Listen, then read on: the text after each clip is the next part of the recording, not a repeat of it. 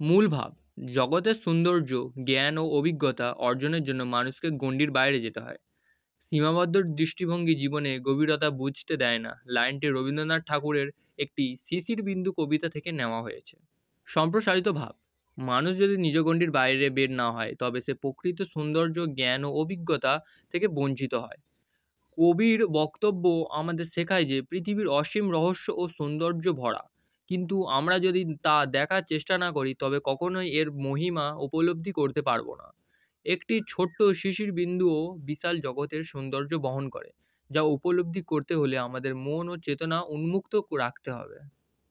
অনেকেই সারা জীবন নিজ পরিবেশ ও চিন্তার গণ্ডির মধ্যে আবদ্ধ থাকে। তারা নতুন কিছু জানার বা দেখার চেষ্টা করে না। ফলে জীবনের প্রকৃত রূপ, প্রকৃতির অপার সৌন্দর্য ও জ্ঞানের গভীরতা তাদের কাছে অজানা থেকে যায়।